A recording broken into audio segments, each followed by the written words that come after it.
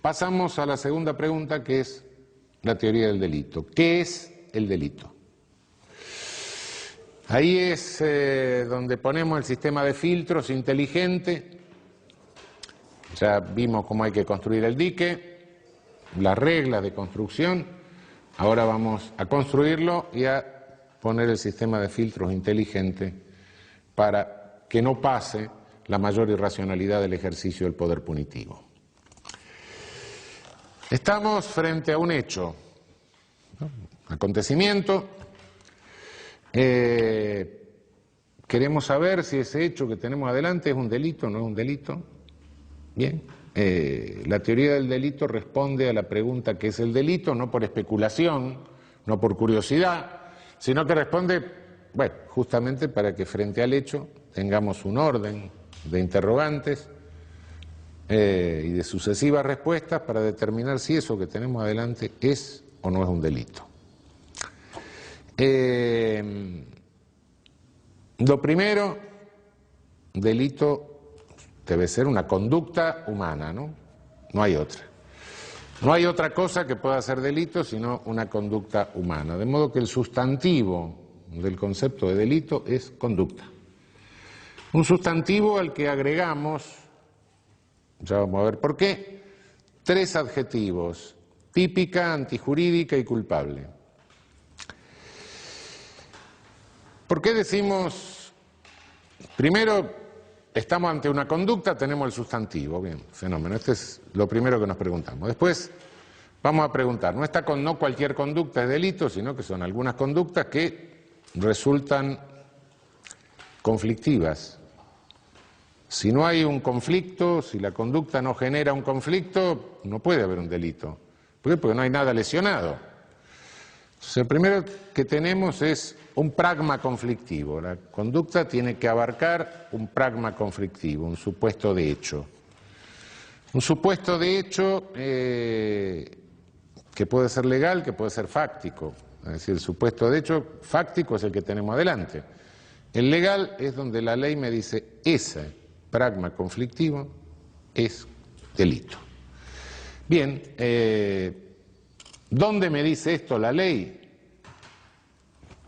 En la parte especial del Código Penal, en leyes penales especiales, en lo que se llaman tipos penales.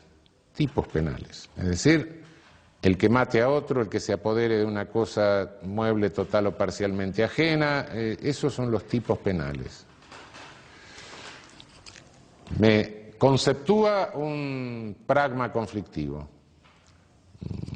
un tipo, un supuesto de hecho legal, que aplico al supuesto de hecho concreto que tengo adelante, supuesto de hecho fáctico, y en consecuencia de esa comparación deduzco que la conducta se adecua al tipo, es típica.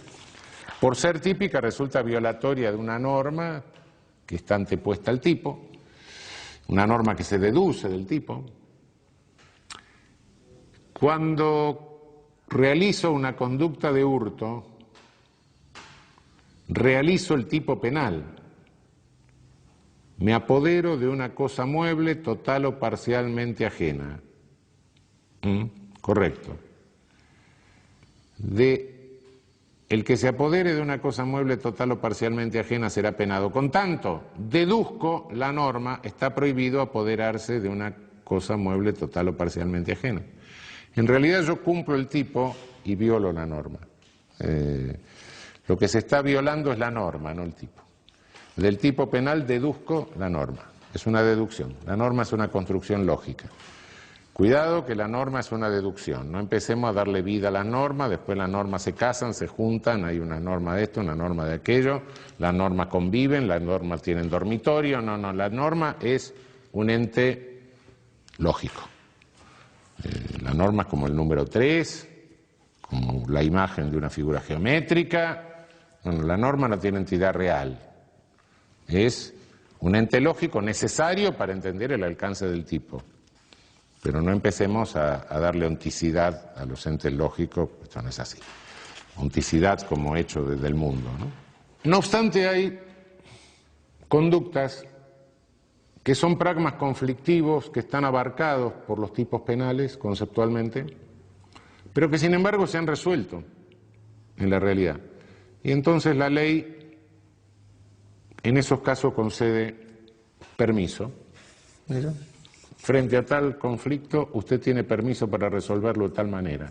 Y si lo resolví de tal manera, está resuelto. Bueno, listo, váyase a su casa, acá no tiene nada que hacer. Sujeto me agrede a trompada, le doy una trompada, lo siento en el suelo. Terminamos el asunto, listo, legítima defensa, punto, no me venga a molestar. El conflicto se resolvió, lo resolvió usted en forma de un permiso que yo le daba para resolverlo de esta manera. Listo, causa de justificación. Si no hay ningún permiso, la conducta, además de ser típica, es antijurídica.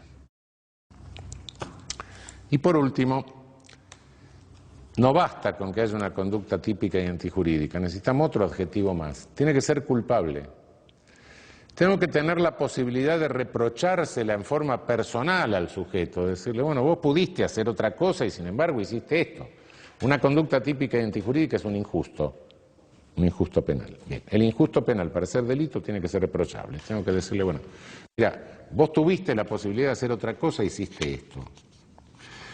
Por supuesto, no se lo puedo reprochar a aquel que, a un loco, en situación de incapacidad total, no puedo, si tuviste la posibilidad, no podía comprender lo que estaba haciendo. No se lo puedo reprochar a aquel que está en un error absolutamente invencible. No, yo no tengo la menor idea. Yo llego, si fuera mujer, llego a un país islámico, me olvido ponerme eso, en un lío bárbaro. Bueno, mire, disculpe, no sé nunca. Es decir, lo que voy haciendo es un análisis estratificado para llegar a la conclusión de si una conducta es o no es un delito. Estratificado quiere decir voy por escalones, ¿no? Primero compruebo que tengo el sustantivo conducta, después esta conducta es típica, esta conducta está abarcada por un concepto que me prohíbe un pragma, sí. No hay ningún permiso que me diga, bueno, usted puede resolver este conflicto de tal manera y se lo resolvió así, listo. No, es antijurídica. Después se lo puedo reprochar personalmente, entonces recién en ese caso sí tengo el delito. Son categorías, pero cuidado, lo estratificado no es el delito, ¿eh? El delito es una única cosa, lo estratificado es el análisis. Cuando yo defino a la cebra como un caballo rayado, no es que la cebra sea un caballo más unas rayas, no, ese es mi análisis, la cebra es la cebra, el delito también, lo mismo. Por otra parte, estas categorías que estoy manejando, tipicidad, antijuridicidad, culpabilidad, sí son jurídicas, pero no dejan de ser categorías que son tomadas de alguna manera de la vida común y corriente, de la interrelación y de los valores que manejamos en la vida común y corriente.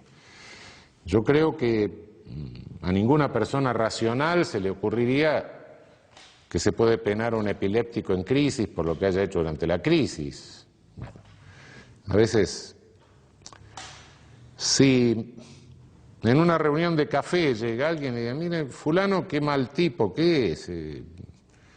Mengano había salido una infidelidad matrimonial y la mujer lo llama a él para ver si había estado con él y lo niega. Podía haber hecho otra cosa, ¿no? Bueno. Llega fulano, ¿qué hiciste? No es que lo negué, en el momento me puse tan nervioso, me tragué la prótesis dental, no pude hablar. Bueno, no hay conducta, claro. O dice, bueno, no, lo que pasa es que yo no sabía nada, me llamó y me preguntó, ¿lo vio mi marido? No lo vi. Bueno, error invencible de tipo, sí, no está abarcado por lo conflictivo porque no tuvo intención de realizar eso, ¿no? O bueno, tenía a mi suegra y a mi mujer al lado, no podía mentir, estado de necesidad justificante. O el sujeto dice, no, yo dije eso porque a mí me puso Dios en este mundo para cuidar la fidelidad matrimonial. Bueno, nos paramos todos y nos vamos, está loco. Bueno, son categorías de la vida de interrelación lo que estamos manejando, ¿no? No crean que es algo tan esotérico, ¿no? Más esotérica es la elaboración que hacemos, pero bueno, en realidad las categorías son categorías que están tomadas de la vida común y corriente en alguna medida. Bien, primero el sustantivo. Tenemos la conducta. Conducta, ¿para qué exigimos este sustantivo? Porque tenemos que dar eficacia a un principio básico que se deriva de la Constitución. Nullum crimen sine conducta. No hay delito si no hay una conducta. Esto es un principio básico. Con delito no puede ser una característica física, delito no puede ser una condición personal, delito solamente puede ser una conducta. Bien, ¿de dónde derivamos el concepto de conducta? ¿Del derecho penal? No. Si la ley infraconstitucional fuese la fuente del concepto de conducta, nos habríamos encerrado en la jaula de los leones, porque justamente el concepto de conducta tiene que ser impuesto a la ley infraconstitucional. La ley infraconstitucional no me puede decir que el color de los ojos o el color de la piel sea una conducta. No, eso no puede decir. Eso no lo puede decir porque la Constitución me dice otra cosa. Entonces el concepto de conducta lo tengo que ir a buscar básicamente en la Constitución, en el principio nullum crimen sine conducta. Conducta humana, sí, conducta humana, por supuesto. Entonces, el ser humano no es una construcción jurídica. Algunos se confunden, dicen, sí, es una construcción jurídica, porque fíjese, no sé cuándo está alguien muerto o vivo, con esta cosa que se ha complicado últimamente. Ante el muerto era el muerto, el cadáver podrido, pero ahora no sabemos exactamente. Entonces resulta que como el límite lo tiene que fijar el derecho, el concepto de ser humano me lo da el derecho. No, pare. Una cosa que me precise el límite, otra cosa que me construya el concepto. Bueno, momento. Límite es una cosa, contenido es otra, ¿no? No, el concepto de ser humano, por imposición del artículo 1 de la Declaración Universal de Derechos Humanos, el concepto de ser humano es óntico. ¿Por qué? Porque todo ser humano es persona. Bien, el concepto de ser humano no me lo define la ley como se le da la gana.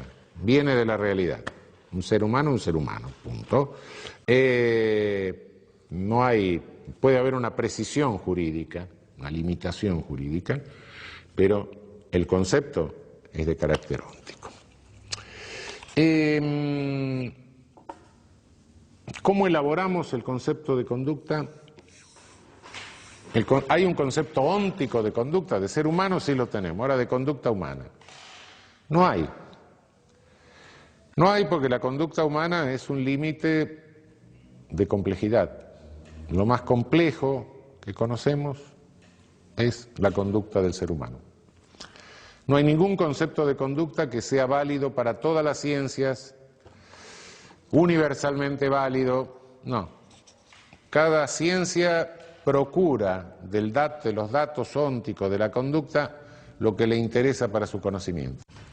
La sociología busca fundamentalmente la cosa interactiva, la psicología depende de la escuela, un conductista va a buscar conducta manifiesta, un psicólogo profundo va a buscar las motivaciones inconscientes, cada uno del dato toma los datos que hacen o que interesan a la construcción del concepto conforme al área óntica que está trabajando, o de que se ocupa la ciencia en particular, selecciona los conceptos, elabora su propio concepto de conducta válido para su ámbito de disciplina, pero no hay un concepto universal de conducta, ni puede haber un concepto óntico de conducta, alguien que explique toda la conducta humana, eso no existe.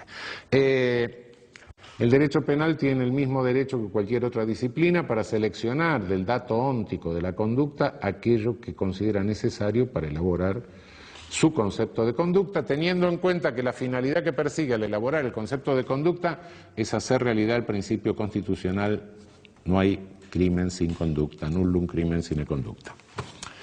En tal sentido, le basta tomar de la realidad dos datos fundamentales, que son la voluntad y la exteriorización de la voluntad. Estos dos elementos son necesarios y suficientes para dar vigencia al nullum crimen sine conducta constitucional. Y excluir los hechos con participación de humanos sin voluntad, por un lado, que quedan como puros hechos humanos, excluir el pensamiento, excluir el sentimiento, excluir la disposición interna, excluir el deseo no expresado.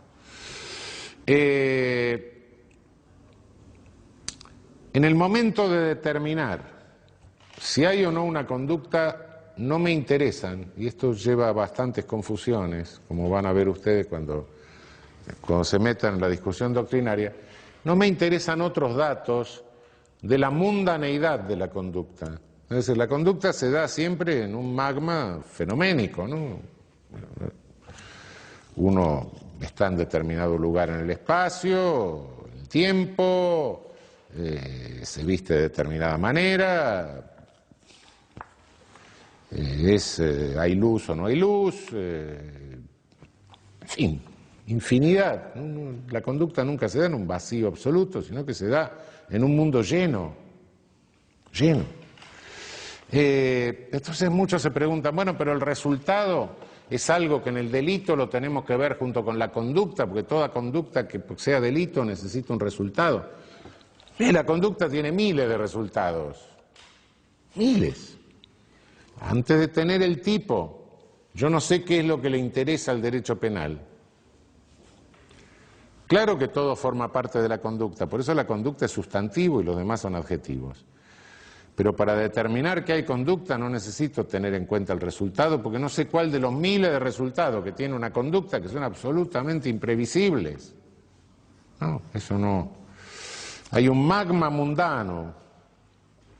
Eso hasta que no tenga el tipo que me diga, no, mire, a mí me interesa para saber si hay un pragma conflictivo, a qué hora fue, de qué modo, por qué medio, cuál era el vínculo con el otro. Bueno, eso le interesa, eso lo puedo saber recién cuando llego al requisito a establecer el adjetivo de tipicidad. Antes, no lo sé. Los datos reales estos datos no son relevantes para el concepto mismo de conducta elaborado para materializar el nullum crimen sine conducta. Eso está claro.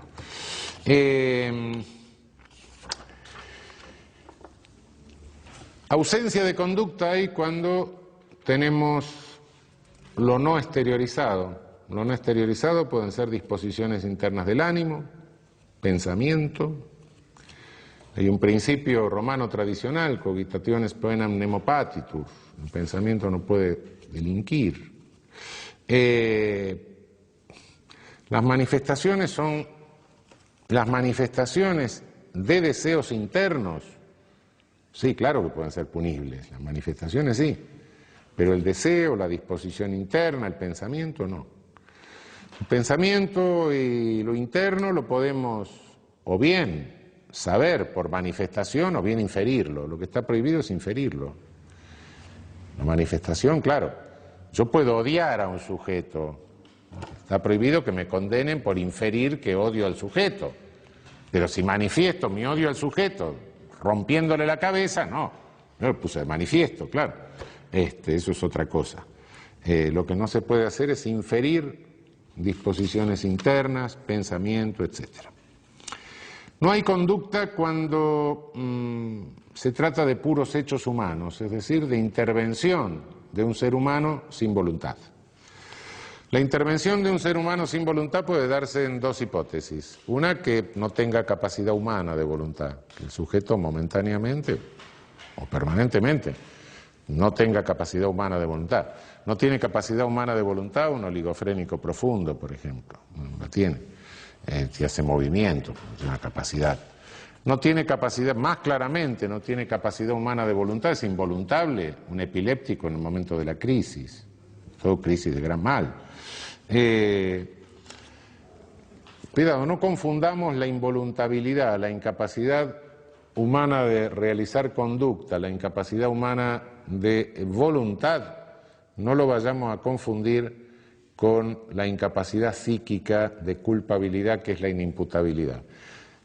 Para que haya incapacidad de conducta, incapacidad de voluntad, involuntabilidad, lo que debe haber es inconsciencia, privación de la conciencia, un estado de coma, un estado de crisis epiléptica, de gran mal, no hay conciencia.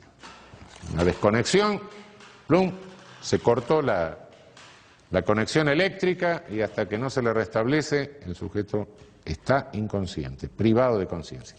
La inimputabilidad es una perturbación de la conciencia. Hay una conciencia funcionando a nivel perturbado. Acá directamente no hay conciencia. La otra circunstancia por la cual puede no haber conducta, porque queda reducida a un mero hecho humano en que interviene un ser humano pero sin voluntad, es la llamada fuerza física irresistible, que puede ser interna o puede ser externa. Fuerza física irresistible interna puede ser una parálisis histérica. El sujeto de pronto se paraliza, enmudece, en fin, hay una incapacidad de conducta por una fuerza física irresistible interna. Su cuerpo no responde a la manifestación de voluntad. Puede haber una fuerza física irresistible externa, que es cuando el sujeto actúa como una masa mecánica, ¿no?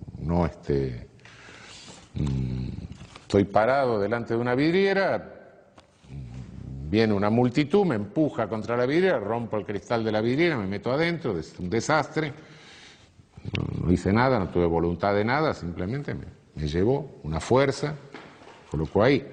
Estoy en un balcón, me empujan, me caigo, lesiono a un sujeto que está sentado abajo.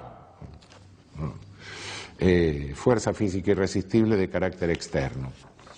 Hay una incapacidad de acción o de conducta que es muy discutida en el último tiempo, que es la de las personas jurídicas. ¿La persona jurídica puede realizar una acción? En realidad la persona jurídica es incapaz de acción. Si nos atenemos, es una vieja discusión que viene de la doctrina alemana del siglo XIX, la teoría de la realidad, la teoría de la ficción. El derecho penal rechaza la teoría de la realidad de la persona jurídica. Por la esencia, el derecho penal no la puede admitir. Toda teoría real de la persona jurídica es una teoría organicista, empieza a hablar de que el cerebro está acá, los brazos están en otro lado. No, la persona jurídica es incapaz de realización de conducta. Esto no implica que los directivos de la persona jurídica realicen conductas y sean responsables penalmente. Bueno, por supuesto. Tampoco implica impedirle al juez penal que pueda tomar medidas de carácter administrativo al lado de las penas respecto de la persona jurídica, suspenderla, intervenirla, disolverla, pero son medidas de carácter administrativo siempre, no son medidas de carácter penal. Si se las puede rodear de garantías penales, sí, también se les puede rodear de garantías penales, pero en definitiva no estamos hablando de derecho penal ni tenemos que alterar todos los principios del derecho penal para hablar de responsabilidad penal de persona jurídica, cuando lo que estamos haciendo es aplicarle sanciones de carácter administrativo y en eso estamos resolviendo una mera cuestión de competencia del juez penal o de alcance de la competencia del juez penal. ¿Cuáles son las consecuencias de decir que en el delito nos falta el sustantivo directamente? Bueno, ¿por qué no suprimimos este concepto previo de sustantivo y nos vamos directamente al tipo? Bueno, las consecuencias son notorias, no voy a señalar todas, después en el desarrollo ustedes van a ver que van a ir entendiendo algunas de estas más, ¿no? Por ejemplo, contra un puro hecho humano no puede ejercerse la legítima defensa, sino solo el estado de necesidad. ¿Por qué? Porque no es una agresión ilegítima la que estoy recibiendo por parte de la persona contra la cual me defiendo. Entonces lo único que puedo hacer, sí, si me viene alguien encima que me lo empuja a otro, puedo en estado de necesidad, para evitar un mal para mí, causarle un mal menor, pero no puedo defenderme con la misma amplitud de la legítima defensa, en que no hay proporción, en principio, entre la acción agresiva y la acción defensiva. Quien usa a una persona que no realiza conducta es autor directo, no es autor mediato. Es decir, me cargo un sujeto y se lo tiro encima a otro. Yo soy autor del hecho, es con él de la misma manera, pero de la misma manera que si emplease un martillo o si le tirase una bolsa cargada de ladrillos, es lo mismo. Hay tipos que exigen intervención de 2, 3 más personas, etcétera, tipos plurisubjetivos. En el caso de los tipos plurisubjetivos no puedo contar como una intervención más la de una persona que no realiza conducta. Es decir, eso tengo que contar la de las personas que realizan conductas. Puede haber alguna duda respecto de la capacidad psíquica en algunos estados, el sueño, el hipnotismo, etcétera. ¿La persona realiza conducta o no realiza conducta? Hay discusiones científicas, discusiones de neurólogos, etcétera, y puede sembrarse una verdadera duda penal. Es una cuestión de hecho. En cada caso yo creo que hay que resolverlo y si hay una situación de duda tiene que funcionar el indubio pro reo. En la duda tengo que estar en lo más favorable al sujeto y lo más favorable al sujeto es considerar que en esos casos no hay conducta directamente. Pasamos al concepto de tipicidad. Es decir, ya tenemos el sustantivo conducta, el primer adjetivo, la conducta típica. Realmente la palabra tipo es una traducción convencional que se ha hecho del alemán, pero realmente la palabra originaria alemana es Tatbestand y la traducción literal sería supuesto de hecho. Naturalmente que en castellano decir supuesto de hecho, supuestosidad de hecho, etcétera, es una cosa absurda. Se ha traducido esto por tipo, pero en realidad al traducirlo de esta manera pierde un poco el sentido originario. En alemán se habla de supuesto de hecho fáctico y de supuesto de hecho legal. Supuesto de hecho fáctico es lo que está en el mundo. Tengo un sujeto con un puñal clavado, muerto, etcétera, hubo una conducta, un sujeto le clavó el puñal, por supuesto, mató, el sujeto está muerto, tengo eso adelante. El supuesto de hecho fáctico. El supuesto de hecho legal es la fórmula que tengo en el artículo 79, el que matare a otro será penado con 8 a 25 años. Fenómeno. Supuesto de hecho legal, el tipo que nosotros llamamos, está en la ley. El supuesto de hecho fáctico está en el mundo. No podemos hablar de tipo fáctico en castellano porque tipo es un concepto ejemplar. Por eso les digo que la traducción es un poco complicada. Pero distingamos el hecho del mundo y el supuesto de hecho legal, es decir, el tipo que está en la ley. Una cosa pertenece al mundo, la otra pertenece al Código Penal. Bien, lo que tenemos que ver es que el pragma conflictivo, ahora voy a decir qué es el pragma conflictivo, que me está definiendo la ley, abarque el supuesto de hecho fáctico que tengo en el mundo. Pragma conflictivo es la conducta más el resultado, básicamente. Resultado que, como dije al analizar la conducta, una conducta tiene miles de resultados. Hay un resultado que le interesa al tipo legal. Ese recién me lo individualiza el tipo, entonces sé cuál de los resultados de la conducta interesan. Pragma conflictivo es fundamentalmente conducta más resultado, es decir, conducta. Bien, ante todo conducta.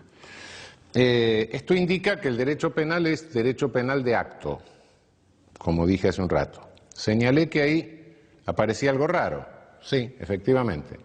En tanto que el derecho penal es de acto, el poder punitivo tiende siempre a ser de autor por la inevitable selectividad.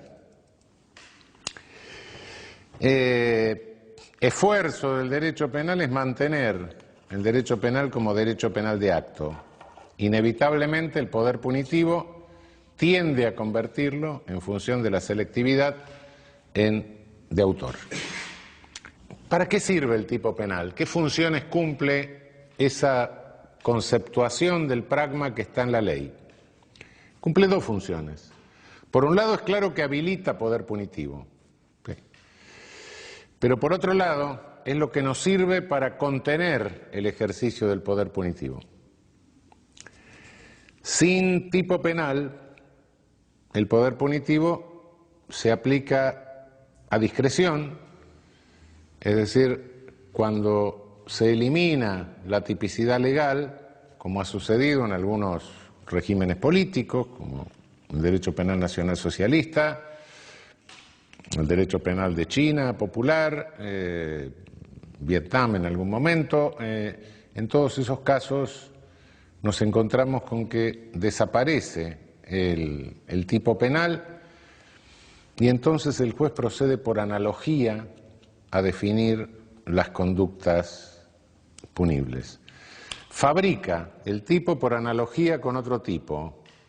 Hay un famoso caso de pena en el Estado stalinista, donde se dijo, bueno, en fin, la práctica, ciertas prácticas religiosas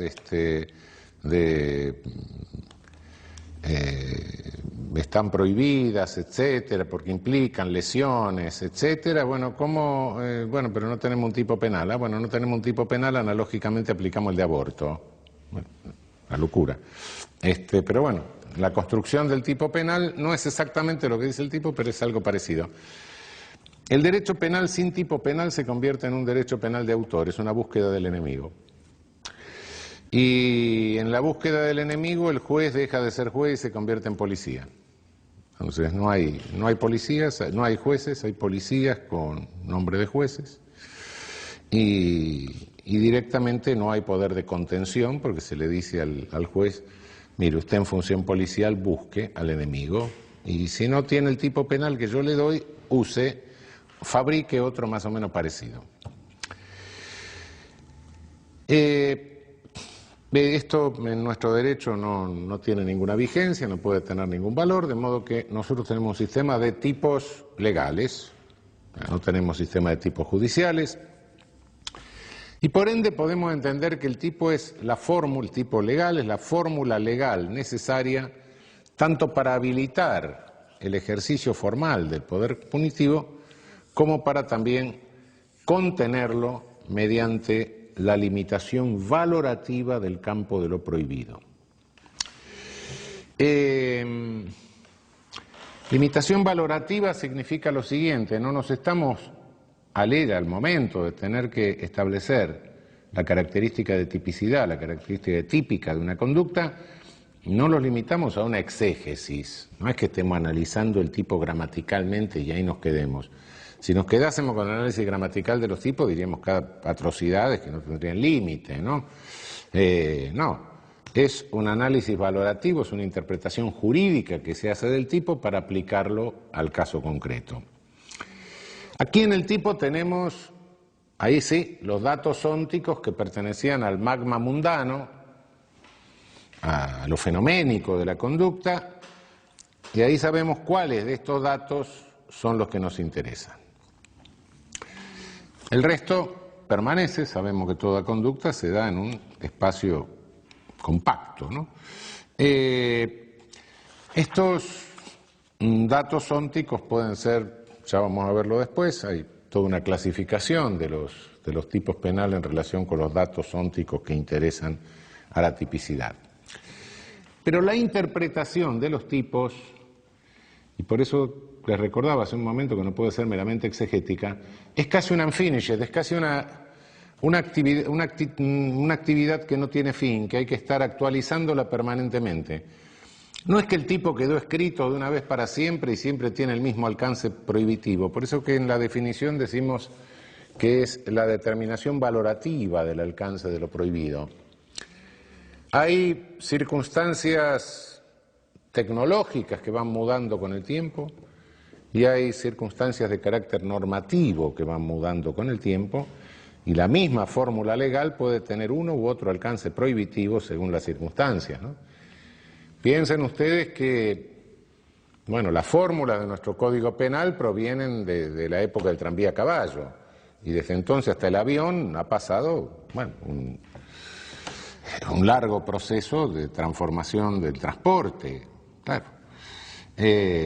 Piensen ustedes que hemos incorporado tratados internacionales de derechos humanos a la Constitución, son datos normativos que pueden precisar, limitar, ampliar el alcance de los tipos penales, eso es inevitable. Es decir, el orden jurídico es un conjunto, y en ese conjunto del orden jurídico cualquier parte puede repercutir sobre otra parte del orden jurídico, y los tipos penales básicamente, bueno, son parte de la legislación, son parte del orden jurídico, ¿no? De modo que siempre tenemos que estar retroalimentando, sea con datos jurídicos o con datos fácticos, siempre tenemos que estar retroalimentando la interpretación de los tipos penales. Bien. El tipo penal es una fórmula con la cual el legislador señala un pragma conflictivo. Para señalar el pragma conflictivo puede optar entre distintas técnicas.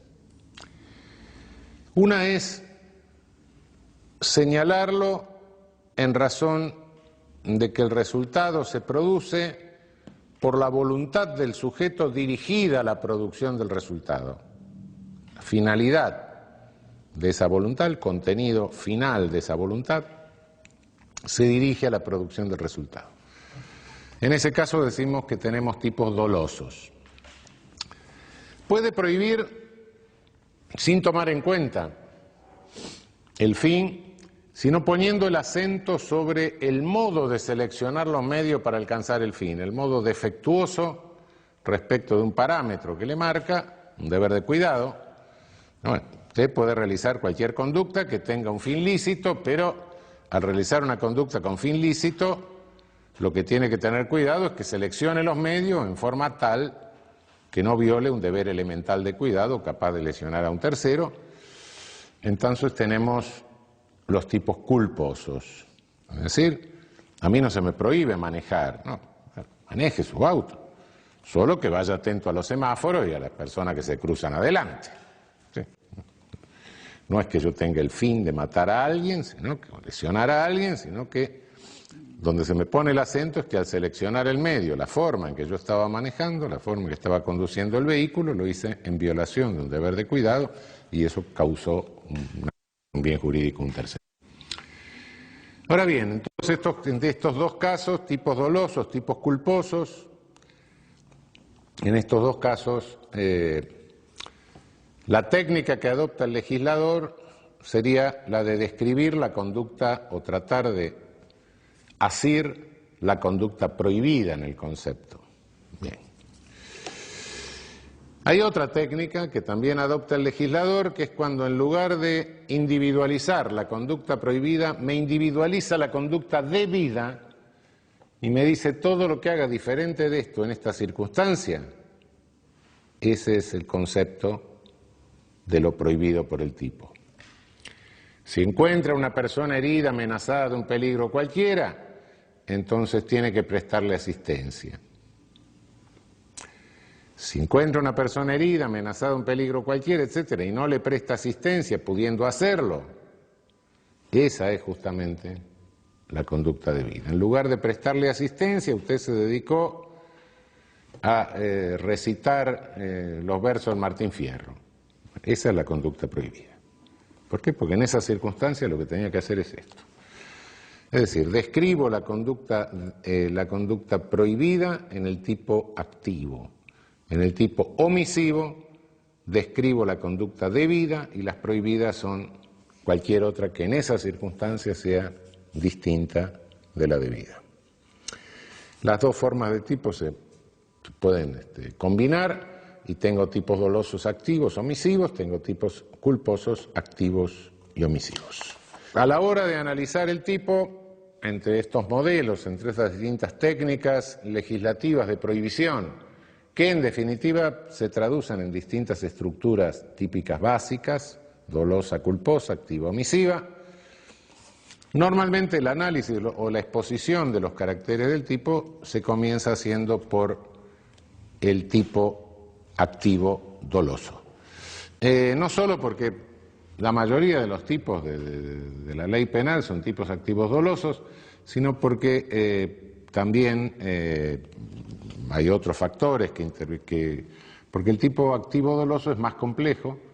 El tipo activo doloso es el que tiene más elementos, el tipo activo doloso es el que tiene más elementos de carácter subjetivo.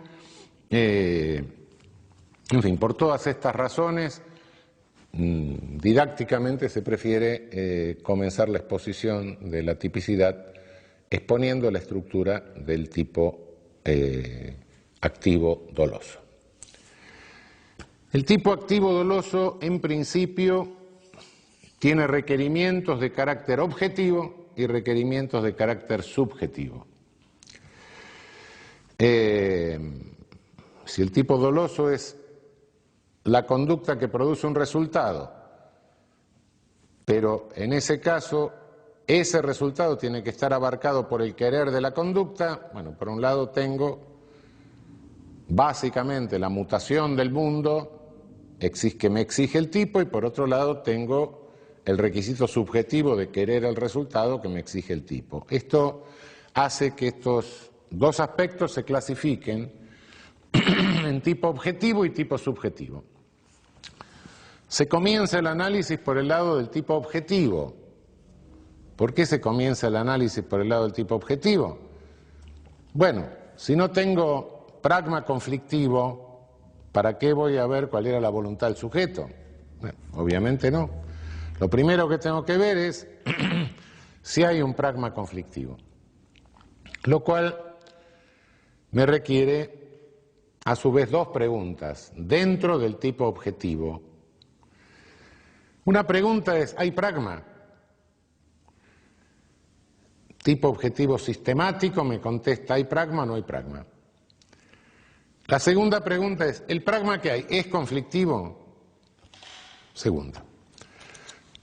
Conforme a estas dos preguntas, tengo el tipo doloso, activo, tengo tipo objetivo, tipo subjetivo. Dentro del tipo objetivo tengo una pregunta que me dice, ¿hay pragma? La respuesta a esta pregunta la llamo tipo objetivo sistemático. Segunda pregunta dentro del tipo objetivo, ¿el pragma es conflictivo? Tipo objetivo conglobante. Bien. El tipo objetivo sistemático requiere una cantidad de elementos. Primero, que la exteriorización de la conducta sea la que está en el tipo, que haya un resultado. Por resultado entendemos una mutación en el mundo. Algunos hablan de resultado físico. Yo prefiero no hablar de resultado físico porque si se habla de resultado físico va a haber un resultado jurídico, ¿no? Guarda. Mutación del mundo, un resultado siempre físico. Entre esa conducta y el resultado tiene que haber un nexo causal. Sí. Si no hay nexo causal, evidentemente tampoco tengo pragma. Ese nexo causal no basta para que yo le impute como propia la conducta al sujeto, sino que tengo que tener la posibilidad de imputársela como propia. Si no, no tengo, por más que haya causado el resultado, no tengo tipo sistemático. Y los otros elementos fenoménicos que incorpora el tipo según las calidades del tipo. A algunos les podrá llamar la atención que hable de que siempre existe un resultado cuando se han oído algo de derecho penal, o algunos autores hablan de delitos de resultado y delitos de mera conducta. En realidad no hay delito que no tenga resultado en cuanto a una mutación del mundo físico. Si no pasa algo en el mundo, no puede haber un delito. Lo que sucede es que hay tipos que individualizan el resultado. El resultado solo puede ser tal cosa. Si en el homicidio tiene que haber un muerto, claro. En tanto que otros tipos no. Otros tipos dicen cualquiera sea la mutación del mundo, con tal que ésta afecte, lesione el bien jurídico. El delito de injuria, por ejemplo, bueno, puede ser por carta, puede ser verbalmente, puede ser en un impreso, puede ser en un medio masivo. Algo pasa en el mundo, claro, hay ondas sonoras que llegan al oído del otro, etcétera. Bueno, cualquiera sea el efecto, el resultado, la mutación del mundo, con tal que esto en concreto sí afecte el bien jurídico. Hay otros tipos que emplean verbos. El verbo es la palabra clave del tipo, porque el verbo es lo que nos individualiza la conducta. Gramaticalmente el verbo es la palabra de actividad, ¿no? Hay otros tipos penales en que el verbo que usan implica el resultado. Cuando se habla de tener acceso carnal significa que está penetrando, que está adentro, que está entrando. En el verbo está el resultado, no es que la violación no tenga resultado, sino pregúntenle a la víctima. No, lo que pasa es que el resultado está implícito en el propio verbo, eso es lo que sucede. Pero no hay ningún tipo penal que no exija una cierta mutación del mundo, sea que la individualice, sea que la implique, como en este último caso, o sea que diga, mire, cualquiera sea la mutación del mundo con tal que afecte el bien jurídico. Esa mutación del mundo tiene que estar unida a la conducta por una causalidad, una causación. Bien. Esa causación tiene que ser física, una causalidad de tipo físico. Y ahí tenemos que tener en cuenta dos cosas. Una cosa es la causalidad, que es un proceso ciego, continuo, físico. Otra cosa es la explicación pensante de la causalidad. Ahí no podemos equivocar. Indiscutiblemente los perros de Pavlov creían que el timbre era la causa de la comida. Bueno, también nosotros hemos incurrido muchas veces en ese error, y naturalmente la ciencia ha incurrido tantas veces en ese error. Son errores de explicación de la causalidad, pero no errores de la causalidad. La causalidad es un proceso físico. Bien, ¿cómo establecemos la presencia del nexo de causalidad en el tipo objetivo sistemático? Muchas veces se intentó limitar la causalidad antiguamente, establecer categorías de causas es absurdo, es un método que no da ningún resultado práctico. La causalidad se tiene que establecer conforme a la única regla de la causalidad, que es la regla de la conditio sine qua non. Si suprimo imaginariamente un hecho y con eso me desaparece el resultado, si imaginariamente suprimo la conducta y me desaparece el resultado, es que hay causalidad física. Esto es la fórmula de la conditio sine qua non. Por supuesto que esta no es la fórmula de la imputación de la obra como propia, ¿no? No, eso es un absurdo. Es un requisito del tipo objetivo sistemático, nada más, un requisito elemental del tipo objetivo sistemático. Lo que pasa es que esta fórmula quizá tenga algunos inconvenientes de carácter práctico, a veces para resolver algunas hipótesis, ¿no? Hay una fórmula de la conditio sine qua non corregida que dice: si diversas condiciones pueden ser mentalmente suprimidas, imaginariamente, en forma alternativa, sin que por ello desaparezca el resultado, pero no pueden ser suprimidas en forma acumulativa, entonces cada una de ellas es causa del resultado. Es decir, si yo le doy una dosis de veneno a un sujeto que no es mortal, pero no sé que otro le está dando otra dosis de veneno que tampoco es mortal, y no puedo suprimir conjuntamente las dos dosis, porque si suprimo conjuntamente las dos dosis, me desaparece el resultado, pero acumulativamente lo produce, estoy hablando de una conditio sine qua non.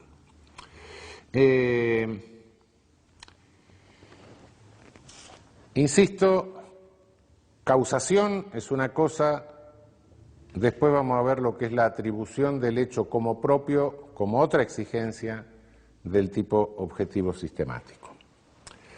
El tipo objetivo sistemático se compone además con todos los otros elementos que el tipo me requiere, cada tipo puede requerirme del magma mundano, ¿no? de lo fenoménico. Hay infinidad de razones, hay clasificaciones de los tipos que provienen justamente de estas exigencias que tienen los distintos tipos. Esto ha dado lugar a algo que se llama la parte general de la parte especial. Bueno, la parte general de la parte especial, la parte general del derecho penal. Pero bueno, son criterios de clasificación de los tipos en razón de exigencias coyunturales de cada tipo. Hay tipos, así se habla de tipos de formulación casuística o circunstanciados y tipos de formulación libres, según que contengan referencias fenoménicas a la conducta, circunstancia de tiempo, lugar, modo, ocasión, medio, etc. Tipos unisubsistentes y plurisubsistentes, según que la conducta no pueda dividirse en actos parciales o que pueda dividirse en varios actos parciales. Tipos independientes y subordinados, según que el concepto de tipo esté completo en el mismo tipo o que tenga que remitirse a otro tipo. Tipos instantáneos y permanentes o continuos, según que tengan un momento consumativo o que tengan un momento consumativo a partir del cual se genera un estado consumativo que se mantiene en el tiempo, el secuestro, por ejemplo, ¿no? Que sostiene el autor en el tiempo, no tenemos que confundir con tipos de resultado permanentes, es otra cosa, el más permanente de todos los delitos es el homicidio, naturalmente, porque el sujeto no va a resucitar, pero no es un delito permanente porque no es un estado que lo esté sosteniendo el sujeto activo. En el secuestro el estado consumativo lo sostiene el sujeto activo en el tiempo. Delicta propia y delicta comunia. La delicta propia es aquella que requiere, son aquellos tipos que requieren características particulares en el sujeto activo, que sea el padre, que sea el cónyuge, etcétera, que sea funcionario público. Y delicta comunia aquella que la puede cometer cualquiera, el homicidio simple lo puede cometer cualquiera, el hurto lo puede cometer cualquiera, etcétera. Tipos básicos y tipos calificados agravados o tipos privilegiados. Tipo básico es aquel hurto simple, tipo calificado agravado, el hurto calificado, el abigeato, por ejemplo, el hurto campestre. Tipos privilegiados hay pocos en nuestro código. Nuestro código tiene muy pocos tipos atenuados. Hay algo en la extorsión, hay algunos, pero son muy pocos, porque Rodolfo Moreno había tenido una prudencia muy grande, puso mínimos bajos, con lo cual se cargó todos los tipos privilegiados de la legislación penal comparada de su tiempo. Ahora, como nuestro inteligente legislador fue subiendo todos los mínimos, ahora nos encontramos con que no tenemos tipos privilegiados y tenemos mínimos altos. Pero bueno, incoherencias legislativas. Bien, dejé hace un momento abierta una condición del tipo objetivo sistemático. No hay un espacio conflictivo, que es lo que espacio conflictivo, digo. No hay pragma si el resultado no se le puede imputar como propio al sujeto activo. Es decir, no hay pragma si no tengo un autor o no tengo un cómplice. No hay pragma si no tengo un agente. Y para tener un agente debo poder imputarle ese resultado al agente y no con la mera causación. No. Con la mera causación no tengo límite, ¿no? Creo que era Binding que decía con la mera causación le vamos a imputar al carpintero el adulterio, al carpintero que hizo la cama. No, eso no. Y si no, en definitiva sería Adán y Eva o el mono, no sé, pero serían responsables de todos los delitos. No, la imputación no puede basarse, hay una condición que es la causación, sí, pero el criterio imputativo tiene que ser otro. ¿cuándo hay un autor? ¿Cuándo existe un autor? Existe un autor cuando existe un dominio del hecho. Y para que exista un dominio del hecho tiene que existir una posibilidad de dominio del hecho. Dominio del hecho es que yo tenga la rienda, el señorío del hecho, que en cualquier momento que yo retire o interrumpa mi conducta, el hecho se pare. Es decir, dominio del hecho es el que tiene en la mano el sí y el cómo del hecho. Y para tener en la mano el sí y el cómo del hecho tengo que averiguar si hubo dolo, claro. Pero antes de averiguar si hubo dolo tengo que saber si el hecho era dominable. Pues si no era dominable, ¿para qué me voy a preguntar si el sujeto tuvo el dominio del hecho? Nadie puede dominar algo que no es dominable. Bien, dominabilidad en el tipo objetivo. Si hay dominio lo veremos en el subjetivo, pero ahí tiene que estar el aspecto subjetivo. Pero dominabilidad, eso está en el aspecto objetivo. Un hecho que no es dominable. Un hecho que no es dominable. ¿Por qué? Porque en el actual estado de la ciencia y de la técnica nadie lo puede dominar. Yo no puedo dominar la lluvia, no puedo dominar la caída de los rayos, no lo puedo dominar. Puedo tomar precauciones, pero no dominarlo. No puedo provocar una cosa, provocar la otra. En ese caso nadie puede dominar el hecho. El hecho directamente no es dominable y por ende me está faltando la tipicidad objetiva sistemática. El famoso ejemplo que se pone siempre, el sujeto que manda al tío al medio de la tormenta para ver si lo mata un rayo y lo hereda, y entonces dice, anda, que con el agua de lluvia te hace bien, te hace crecer el pelo, y lo manda al monte. Bueno, no hay dominabilidad, no hay posibilidad de dominar el hecho. Es un deseo que tiene el sujeto no está dominando el hecho. Si lo mata un rayo es por una casualidad, pero no es porque él esté dominando el hecho. Hay otros hechos que son dominables, pero cuya dominabilidad requiere en el sujeto activo ciertos conocimientos o cierto entrenamiento, sin los cuales es imposible que el hecho sea nunca dominado. Estos conocimientos, este entrenamiento son características objetivas del sujeto activo. Cuidado, características objetivas. Que yo sea ingeniero, que yo sea biólogo, que yo sea médico, que tenga por ende los conocimientos del ingeniero, del biólogo, del médico, es un dato objetivo. Después lo subjetivo, vamos a ver si yo usé esos conocimientos, es otra cosa. Pero que los tenga, si los tengo y el fenómeno es dominable con esos conocimientos, perfecto. Si no los tengo una computadora y la señora que limpia y es analfabeta me tira café arriba de la computadora y no sé lo que hace, por casualidad me metí en la computadora de la NASA. Eso no es dominable. No es dominable porque a la persona le están faltando los conocimientos, el entrenamiento básico para hacer eso.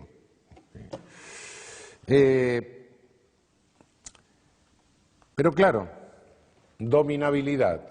Bien, dominabilidad es la característica del autor. No tengo delito, no tengo tipo objetivo sistemático, si no tengo autor. Con la dominabilidad le puedo imputar al sujeto y entonces tengo un autor.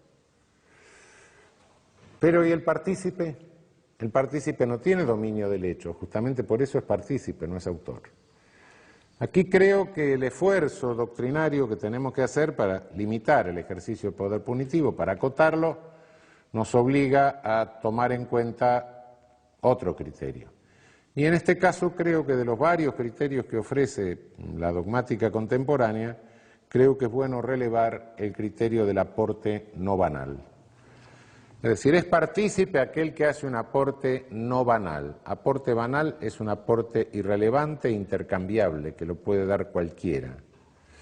Aporte banal es que soy el taxista, se sube un sujeto a mi taxi, me dice lléveme a la esquina de tal calle con tal calle. Y en el viaje me dice, yo voy a asaltar el banco que está en esa esquina. Ah, sí, ¿qué cosa? Bueno, llegue, me paga, bájese, haga lo que quiera, no tiene nada que ver. Ese es el aporte banal. Aporte banal es si tengo una venta de una ferretería, viene un señor, me pide un cuchillo, le vendo el cuchillo, así, porque con esto voy a matar a mi suegra. Bueno, ¿qué quiere que le haga? Un problema suyo. Tengo una panadería, viene 1 kilo de pan y dice, no, con esto voy a envenenar a toda la familia. Problema suyo.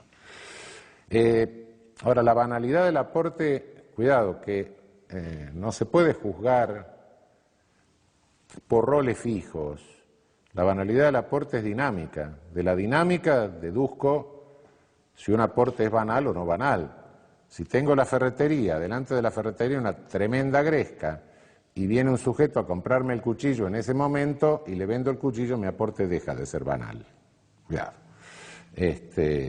La banalidad o no banalidad de los aportes y de los roles depende de circunstancias que son cambiantes y que deben analizarse en cada caso según la coyuntura fáctica de la situación particular. Los roles, es decir, los roles son dinámicos. Esto es el tipo objetivo sistemático, que me dice, hay un espacio donde puede haber un conflicto. Bien. Pero el tipo objetivo no se conforma con el tipo objetivo sistemático, sino que el tipo objetivo requiere, es decir, un pragma conflictivo. Hasta acá le digo, hay un pragma que puede ser conflictivo. ¿Por qué? Porque estuve analizando esto a la luz del tipo aislado, del tipo penal tal cual lo bajo de la ley. Sí, pero aislado.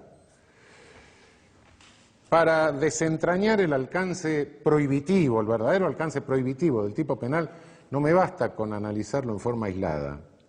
Necesito considerar al tipo conglobado en la totalidad del orden normativo. Del tipo deduzco una norma, la norma me prohíbe algo, sí, pero esa norma no está aislada, forma parte de todo un orden normativo. Ese orden normativo es el que me dice, ¿hay lesividad o no hay lesividad? Y a partir de que haya o no lesividad, ¿tengo un conflicto o no tengo un conflicto? Ese orden normativo me indica la necesidad de que yo investigue, en el caso concreto, si hay un bien jurídico afectado. Y si hay un bien jurídico afectado, hay conflicto. Ok. Como dije hace un buen rato, el principio de ofensividad o de lesividad en nuestro derecho positivo se deduce claramente y está expresamente exigido por el artículo 19 de la Constitución Nacional. La ofensividad es el eje del tipo objetivo conglobante. La norma que se deduce del tipo cumple una función valorante y cumple una función determinante. Se dirige a un sujeto para determinar la conducta, es cierto, pero también se dirige a los que interpretamos el tipo para valorar la conducta. No es que haya una norma determinante, una norma valorante, no. Hay una norma que tiene dos funciones. Una es la determinante al ciudadano, no mates, y otra es la valorante, que es la que nos atañe, porque es aquella cuyo alcance prohibitivo tenemos que determinar. Esa norma prohíbe afectar determinado bien jurídico. Ahora, ¿qué es un bien jurídico? ¿Qué es un bien jurídico? Un bien jurídico es una relación de disponibilidad que tengo con determinados objetos. La vida, el honor, etcétera, no es que no los pueda lesionar, yo puedo disponer. Lo que no se me puede hacer es lesionarme mi posibilidad de disponer. Por esencia el bien jurídico es disposición, disponibilidad. Mi relación es una relación de disponibilidad. yo dispongo de mi honor. Si yo quiero ir a hacer una confesión pública de pecado, la hago. Nadie me lo puede prohibir. Lo que no pueden hacerme es imputarme conductas deshonrosas, un tercero. Eso es otra cosa. Claro, pues, bueno, pero ¿cómo? Bienes jurídicos disponibles, entonces el Estado es disponible, la vida es disponible. Wait a minute, un momento. Esto... Porque generalmente se habla de que hay bienes jurídicos disponibles y no disponibles. No, la esencia del bien jurídico es la disponibilidad. ¿Qué se entiende por disponibilidad en un Estado social de derecho? Se entiende posibilidad de uso, utilizar el objeto para autorrealizarnos, para llegar a ser lo que elegimos ser dentro del espacio democrático del Estado. Bien. ¿Y estamos usando al Estado? Sí, claro que lo estamos usando, por supuesto. Una cierta seguridad de que no va a entrar nadie con una ametralladora a matarnos. Bueno, sí. Usamos el Estado todos los días. Estamos usando, claro.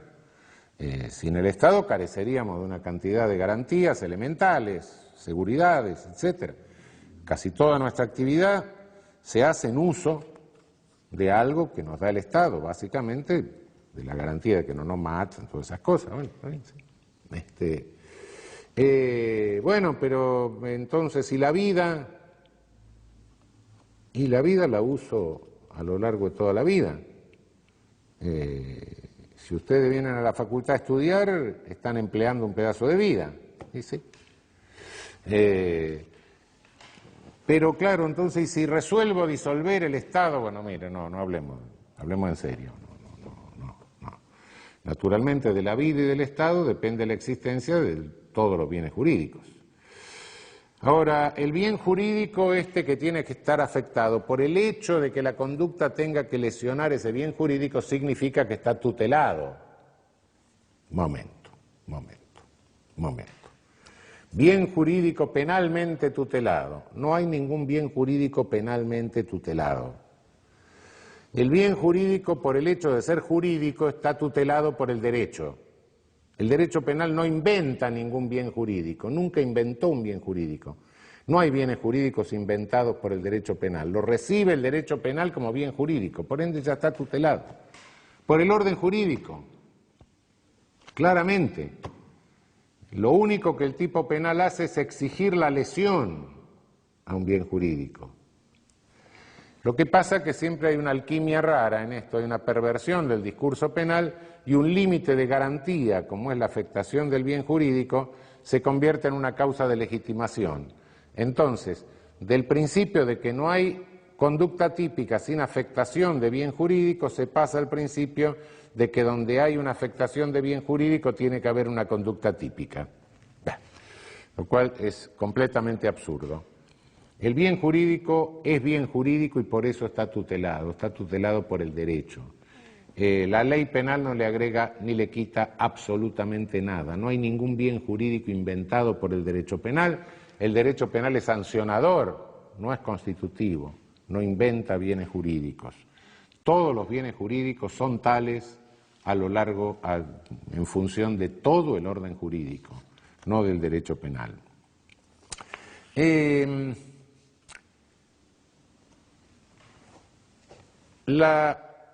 ¿Se puede erigir la moral en bien jurídico? No, justamente en función del artículo 19. No se puede. No se puede por las razones que dije antes, porque el artículo 19 es columna, es pilar central jurídico de nuestra Constitución, es lo que nos da la pauta de que todo nuestro derecho es intrascendente de la persona humana, de que no podemos poner el derecho argentino al servicio de ningún ídolo transpersonal. Por esa razón no se puede, la moral privada me refiero naturalmente, bueno, la llamada moral pública sí, un sentimiento de pudor público, etcétera, pero la moral privada no, de ninguna manera, de ninguna manera. Yo puedo poner un cartel en la calle diciendo, o invitar a mi vecino a decirle, mire, venga señor, traiga factura y mate y así viene usted a ver lo que yo hago en la cama con mi mujer. Bueno, tengo todo el derecho a hacerlo y el vecino a venir. Lo que no puedo hacer, por muy santo que sea el matrimonio, como decía Carrara, es sacar la cama a la calle. No, eso no. Pero si otro quiere venir a ver, un problema mío y de él, nada más. Es imposible que ahí se meta el señor Estado. Bien jurídico que tiene que estar afectado. ¿Afectado qué significa? Afectado por lesión, es decir, interrumpida la relación de disponibilidad, o afectado por peligro. Peligro que se ha intentado clasificar en peligro concreto y peligro abstracto. Hay muchas maneras de tratar de destruir el concepto de afectación del bien jurídico como límite contentor del poder punitivo del Estado. Uno de ellos ha sido inventar el peligro abstracto. El peligro es peligro, punto.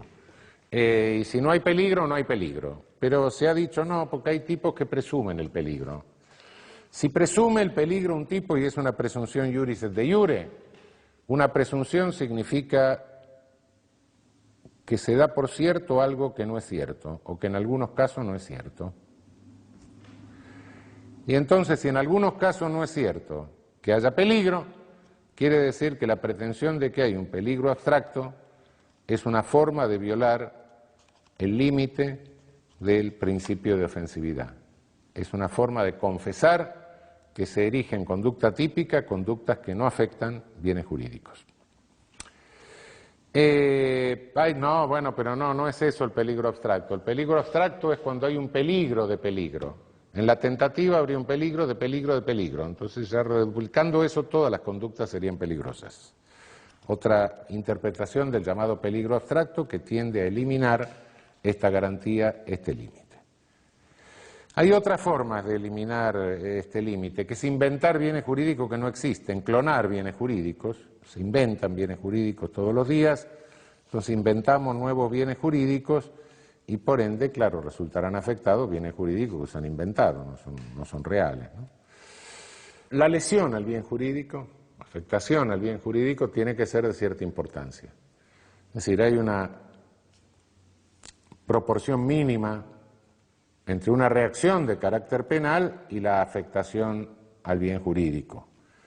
Hay afectaciones de bienes jurídicos que son absolutamente insignificantes y por ende no son relevantes.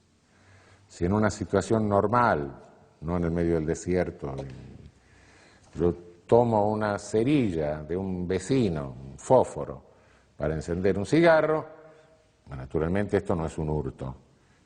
Si toco el timbre del colectivo para que pare en la esquina y el sujeto, con la cordialidad y simpatía que lo caracteriza, se te va a calambrar el dedo, me dice, y me lleva hasta la otra parada, no hay un delito de secuestro de privación ilegal de libertad. Bueno, así sucesivamente. Hay lesiones que son de naturaleza insignificante para el bien jurídico, y bueno, en ese caso el principio de insignificancia, que es un principio que viene del derecho romano, ¿no? Es el principio de bagatela, ¿no?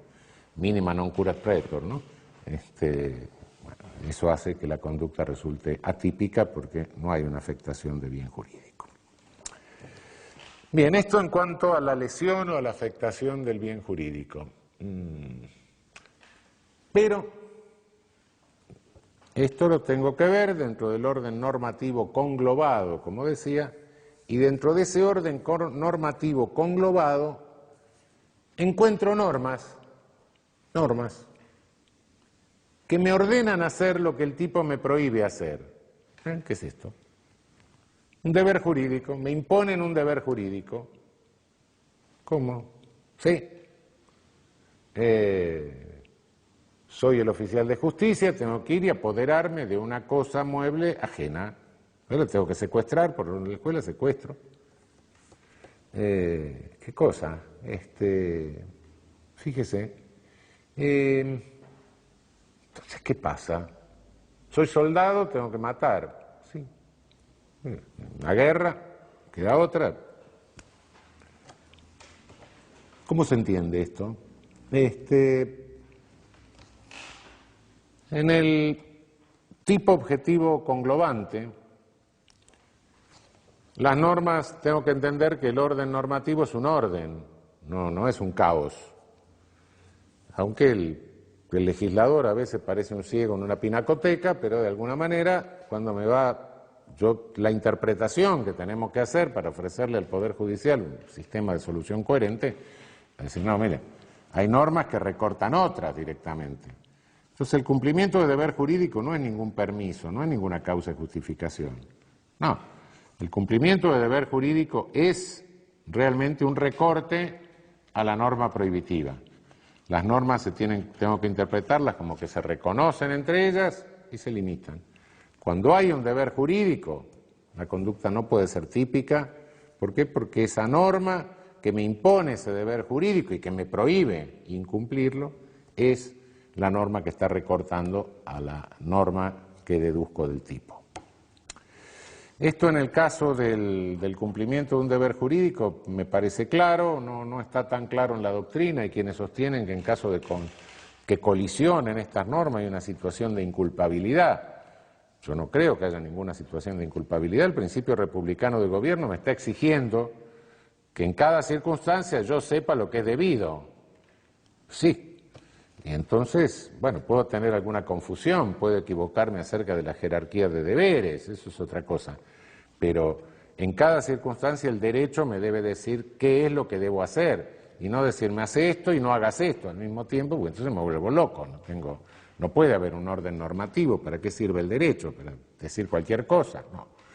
Evidentemente siempre hay un deber que es preponderante. ¿Puedo equivocarme? Sí, puedo equivocarme.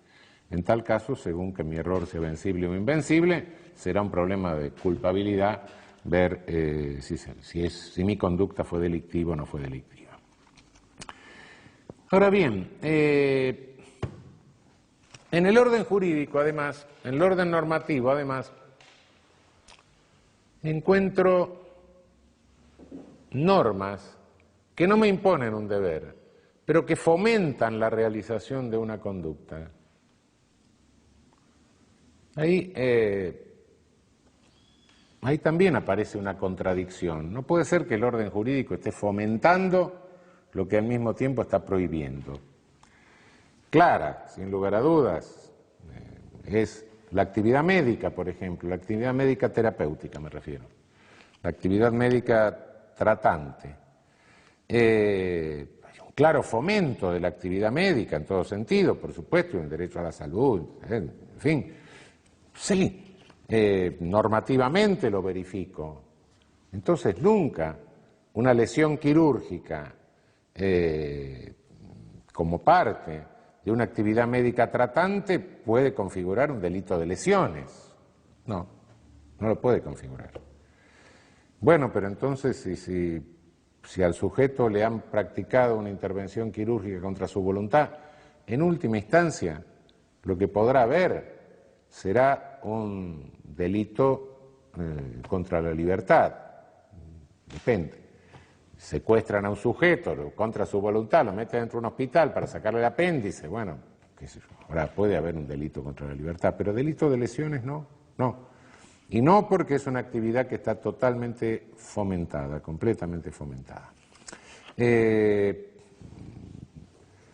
No sucede lo mismo respecto de las lesiones quirúrgicas que no tienen fin terapéutico.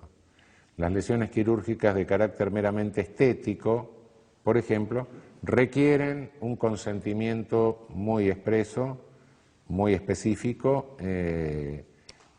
y ahí sí, si alguien toma a alguien en la calle, lo encierra dentro de un hospital para achicarle la nariz, naturalmente que sí, va a ser un delito de lesión. Lo mismo podemos decir respecto de la actividad deportiva.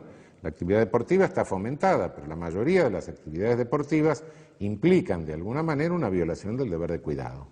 No una lesión, salvo el boxeo, que es una lesión leve, pero además no una lesión, pero sí una violación del deber de cuidado. Opera ahí el consentimiento, sí es cierto, pero con consentimiento y todo podría sostenerse una responsabilidad, una autoría culposa en algunos casos. De cualquier manera, esto hay que excluirlo por el fomento de la actividad, ¿no? Bien, tipo objetivo sistemático, hay un pragma, tipo objetivo conglobante, el pragma es conflictivo, tengo completo el aspecto objetivo del tipo doloso activo. Me queda el aspecto subjetivo. Aspecto subjetivo del tipo doloso activo. Como dijimos, es doloso, ¿por qué? Porque persigue el fin productor del resultado. Entonces, dolo es la voluntad realizadora del tipo guiada por el conocimiento de los elementos del tipo sistemático. Yo tengo que conocer los elementos del tipo sistemático para poder querer el resultado. Puede haber conocimiento sin finalidad, pero finalidad sin conocimiento no. No me puedo proponer ese fin si no conozco esos elementos. Entonces, los elementos del tipo objetivo sistemático deben estar en mi conciencia. ¿Hasta qué punto tengo que pensar en ellos en el momento de actuar? Es relativo. Hay elementos que son copensados. En el momento de tener un acceso carnal con la víctima, no estoy pensando en la edad de la víctima ni en la partida de nacimiento, pero no puedo dejar de copensarlo. Ese es el grado de actualización, el grado de efectividad. En cada caso veremos lo que se requiere para poder decir que el sujeto tenía la finalidad, ¿no?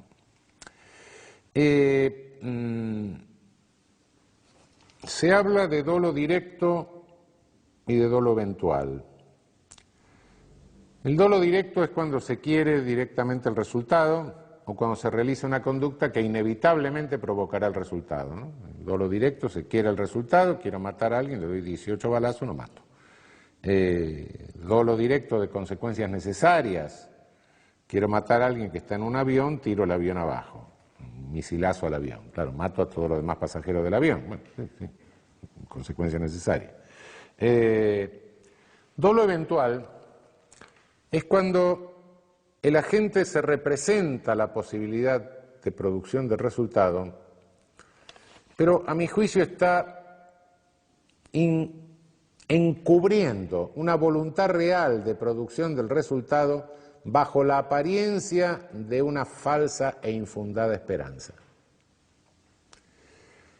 Es el sujeto que se representa lo que va a pasar, pero dice, pero no va a pasar. Entonces apuesta con otro a pasar semáforos en rojo durante 10 cuadras, no pasa nada. O dice, bueno, vamos a hacer una apuesta que yo puedo recorrer 5 kilómetros de la Panamericana a contramano, total no va a pasar nada. Infundadamente cree que no va a pasar nada. En definitiva, lo que está es ocultando, encubriendo una verdadera voluntad realizadora. Realmente el dolo eventual ha traído serios problemas porque se confunde con la culpa con representación. Después vamos a ver qué es la culpa con representación. Yo creo que la posibilidad de confusión se da solamente cuando hay dominabilidad, cuando el fenómeno se podía dominar, y cuando cualquier observador tercero diría que hay un plan, diría que hay un programa. Pero bueno, eso es, lo vamos a ver mejor con la culpa. Respecto del dolo, como toda disposición interna y toda voluntad interna, se infiere, no queda otra. O el sujeto lo dice o lo inferimos. No podemos generar presunciones iuris et de iure, porque entonces sí estamos generando un dolo que no existe. Las viejas presunciones de dolo de los códigos penales han desaparecido. Inferimos de la conducta que hubo o que no hubo voluntad realizadora. Pero eso, como todo fenómeno interno, es una inferencia. Naturalmente pueden abrir ustedes cualquier expediente, encontrar una cantidad de defensas donde se dice, no, lo que pasa es que el sujeto no quería, ¿cómo no quería? Pegó 5 balazos. Bueno, no, porque se le escapó en ráfaga. Estaba con el cuchillo así, vino y se clavó. No. Obviamente esto es una cuestión de prueba, es una cuestión de inferencia, y todas las tentativas de limitar el dolo a conocimientos, a meros conocimientos, no son más que formas de reverdecer hoy la vieja presunción de dolo que desapareció del Código. ¿Qué es lo que puede excluir el dolo? Cuando tenemos una tipicidad objetiva, no tenemos la subjetiva. ¿Qué puede excluir el dolo? El error. El error puede ser vencible o invencible. Error vencible es aquel que poniendo la normal diligencia uno se da cuenta. Error invencible es aquel que por más que uno ponga la normal diligencia no se da cuenta. En el caso del error que excluye el dolo, que se llama error de tipo, sea vencible o invencible, el error de tipo siempre excluye el dolo. Lo único que nos interesa si es vencible es porque eventualmente, y si existe un tipo culposo, el error vencible de tipo puede dar lugar a una tipicidad culposa. Pero la dolosa la excluye sea vencible o sea invencible, porque no hay dolo. Es decir, yo salgo de un restaurante, están los abrigos colgados en la puerta del restaurante, acá no los ponen porque se llevarían los abrigos todo el mundo, pero hay países donde esto se hace, entonces llega uno y tomo mi abrigo resulta que es marrón, me llevo un abrigo verde. Es insensato. Bueno, si es vencible o invencible, me llevé el abrigo equivocado, me lo llevé por error. Si mi error era vencible o invencible, no importa en este caso, porque no hay figura de hurto culposo. El error de tipo puede estar psíquicamente condicionado. Puedo ser un esquizofrénico que no reconozco lo que está pasando en el mundo y creo que lo que tengo adelante es un árbol, lo que tengo adelante es una persona, le doy un hachazo. Bueno, obviamente no tenía el fin de lesionar ni de matar a una persona. Hay errores de tipos que recaen sobre distintos elementos típicos. Aquí hay una clasificación de distintas circunstancias. Fundamentalmente las hipótesis que más se discuten son la aberratio ictus y el dolus generalis. Cabe aclarar en cuanto a conocimiento de los elementos del tipo, ahora vamos a ver la aberratio ictus y el dolus generalis, pero respecto del conocimiento de los aspectos objetivos del tipo sistemático, del tipo objetivo sistemático, basta con el conocimiento paralelo en la esfera del profano, los conocimientos que todos tenemos, no se requiere un conocimiento técnico. Sé que al apretar una llave de luz pasa tal cosa, no tengo ni los conocimientos del electricista, menos voy a tener los conocimientos del físico para explicar cómo funciona, pero ese es el conocimiento que me basta. También hay un problema en cuanto al conocimiento de los aspectos del tipo objetivo sistemático, porque hay elementos valorables, hay elementos que son del mundo físico y hay elementos que son del mundo jurídico. Esto muchos lo niegan porque dicen, bueno, casi todos los elementos del mundo físico también están delimitados jurídicamente. Insisto en algo que dije hace un rato. Una cosa es delimitar jurídicamente algo, otra cosa es inventarlo. No es el mundo jurídico que inventa, el mundo jurídico, lo jurídico delimita. No hay una vaca jurídica, no hay un ser humano jurídico, no hay un árbol jurídico, no, se puede delimitar jurídicamente, pero no todo es jurídico en cuanto al contenido. No inventa el derecho, no está inventando la vaca, el ser humano o el árbol. En este sentido, no significa que haya elementos normativos que puedan ser más indefinidos que los elementos descriptivos o del mundo físico. Hay elementos normativos, como el concepto de funcionario público en nuestro código, que está expresamente delimitado, que son muy precisos. Hay elementos del mundo físico que pueden ser un poco más complicados, como el concepto de ganado, que lo era, ¿no? Y se discutió bastante. Lo que sí, cuando en los tipos hay elementos de carácter puramente valorativo, ahí entro en duda e incluso creo que la mayoría de estos elementos, cuando existen, son inconstitucionales porque realmente no sirven para consolidar un concepto si no es respecto de una valoración que es subjetiva y que puede ser muy arbitraria. El viejo concepto de mujer honesta, por ejemplo, en la vieja fórmula del estupro, que es la mujer honesta, dio lugar a 1000 interpretaciones, absolutamente arbitrarias, absolutamente encontradas, es un concepto valorativo de carácter difuso que remite a una valoración ética por parte del juzgador, realmente, y creo que estos elementos son abiertamente inconstitucionales. De cualquier manera, concepto jurídico o conceptos físicos vale lo que es la valoración paralela en la esfera del profano. No se necesita de ninguna manera que, para que haya dolo, con que el sujeto tenga un conocimiento técnico. Ahora bien, habíamos dejado colgado aberratio ictus dolus generalis. Y normalmente se agrega una hipótesis que no tiene nada que ver, que es el error in personam. El error in personam es cuando, o en el objeto, es cuando dirijo mi ataque hacia un objeto, pero lo identifico mal. Ahí pueden pasar dos cosas, que el objeto sea equivalente o que el objeto sea inequivalente. Si quiero matar a Juan, pero me confundo porque hay poca luz y mato a Pedro, mi conducta la dirijo contra una persona y mato a una persona. No era la que yo quería, sí, pero dirigí mi conducta contra esa persona, maté a esa persona, tengo un homicidio. Bien.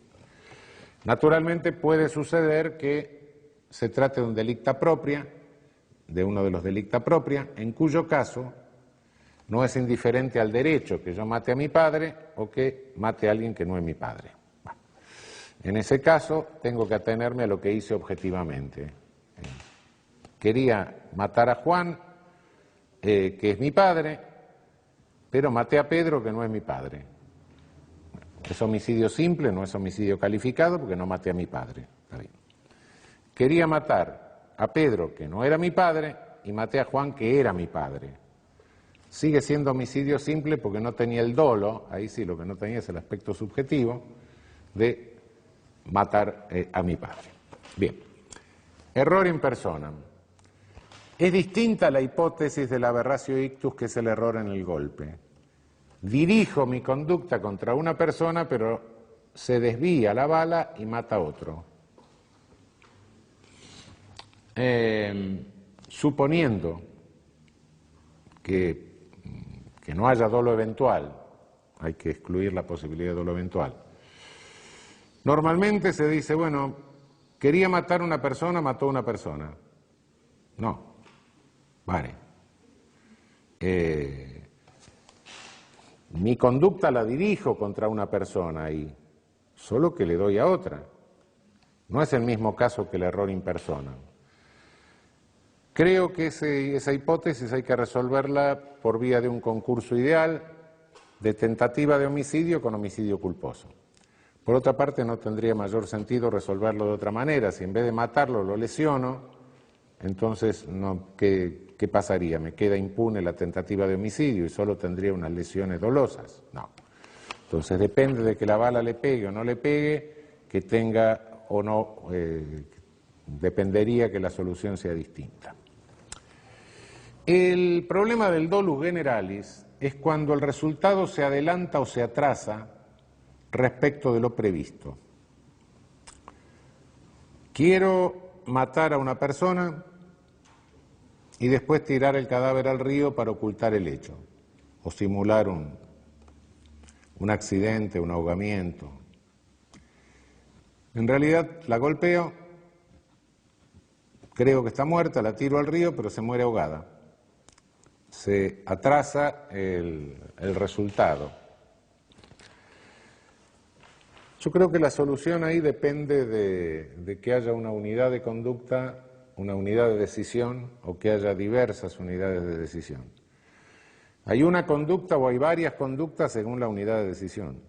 Si quiero matar a alguien y tirarlo al río, que se muera ahogado o que se haya muerto antes con los golpes que le di no tiene mayor importancia.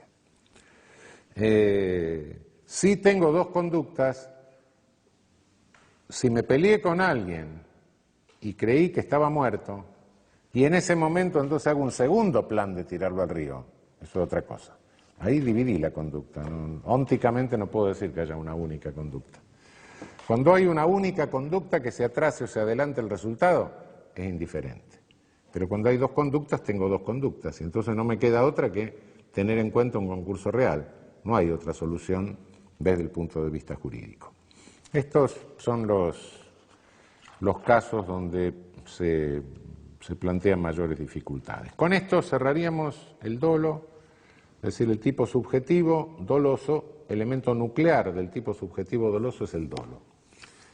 Sin embargo, hay tipos que tienen en su aspecto subjetivo una estructura asimétrica.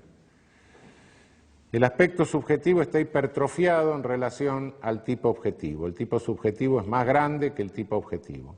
No abarca solo el dolo, sino algunos elementos subjetivos distintos del dolo. Estos elementos subjetivos distintos del dolo se llaman elementos de tendencia trascendente, en algunos casos, y elementos de tendencia interna peculiar o de ánimo en otros. Elementos de tendencia interna trascendente son todos aquellos tipos cuando dice el que con el fin de, el que hiciera tal cosa con el objeto de, el que hiciera tal cosa para, el que matara a otro para ocultar tal cosa o para consumar otro delito, no porque por es un motivo va a la culpabilidad.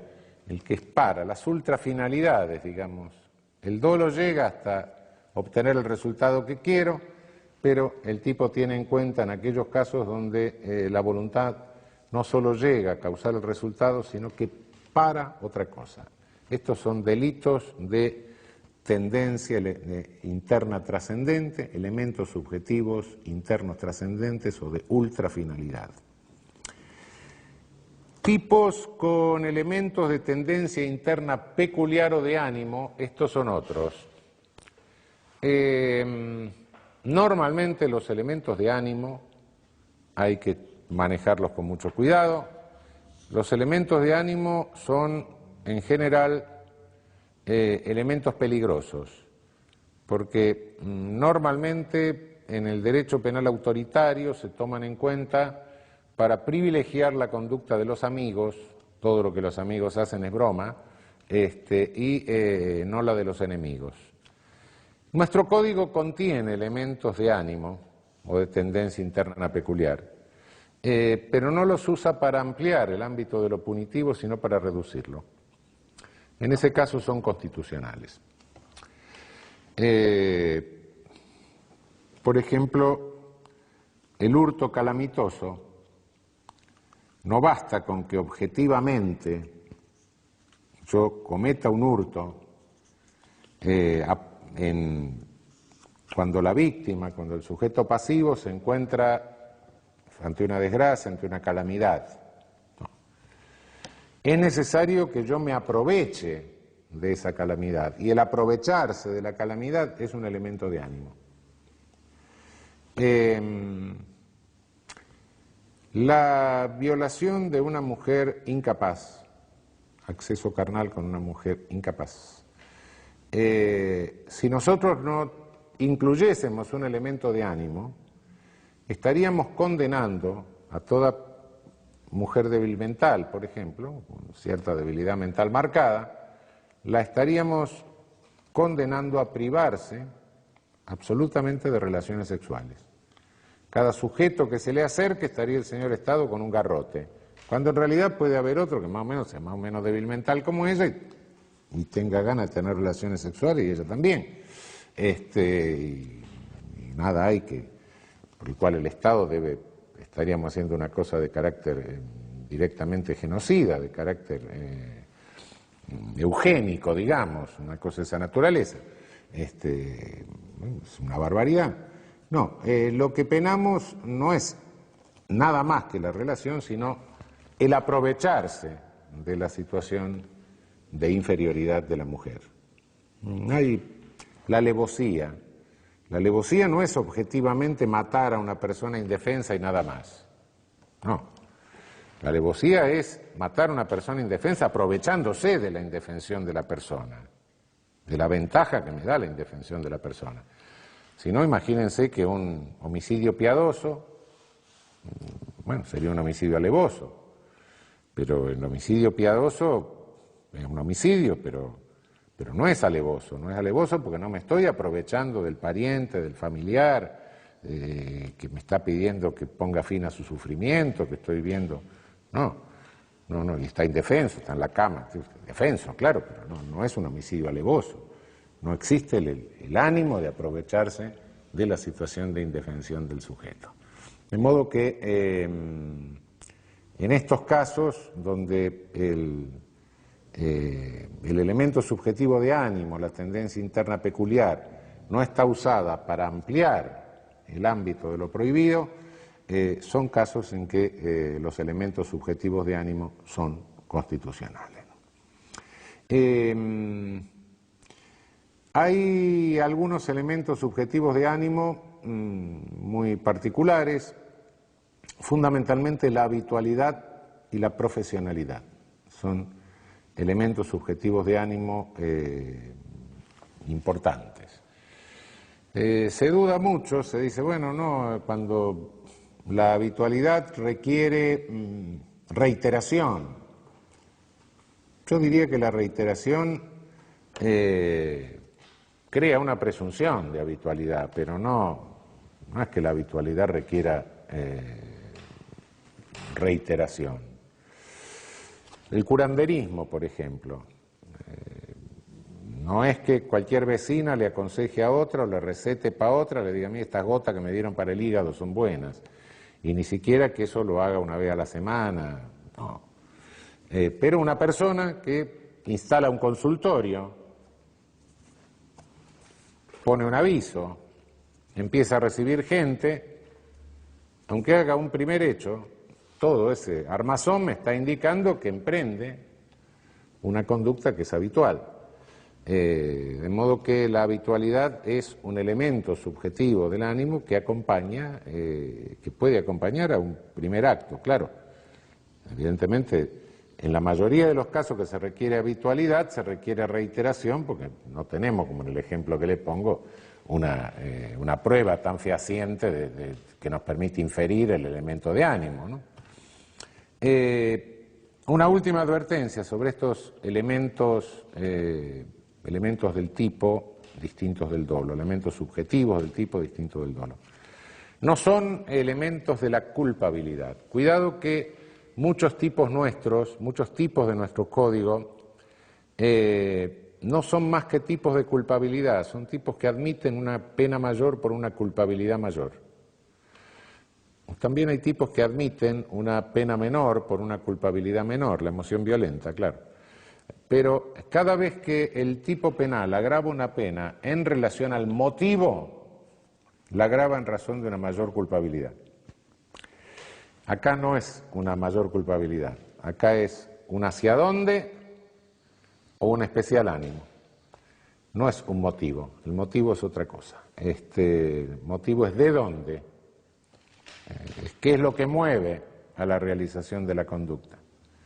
Acá no es lo que mueve a la realización de la conducta, sino un elemento que está presente subjetivamente en la realización de la conducta. Por eso no confundamos los tipos que están calificados por elementos subjetivos del tipo distinto del dolo de aquellos que están calificados en razón de motivaciones que dan lugar a un mayor reproche de culpabilidad. En el homicidio calificado, el homicidio, el que matare a otro para cometer otro delito, es un elemento subjetivo del tipo distinto del dolo. El que matare a otro por no haber obtenido es un homicidio calificado en razón de una mayor culpabilidad. Estas distinciones tenemos que formularlas, tener cuidado de no confundir, porque estamos confundiendo entonces estaríamos confundiendo elementos del injusto con elementos que corresponden al juicio de culpabilidad. Cerramos el tipo doloso con la estructura objetiva, subjetiva, tipo subjetivo. El tipo objetivo con su aspecto sistemático, con su aspecto conglobante. El tipo subjetivo con el núcleo central del dolo, eventuales elementos subjetivos del tipo distintos del dolo, ultrafinalidades o especiales direcciones de la voluntad. Pero el tipo doloso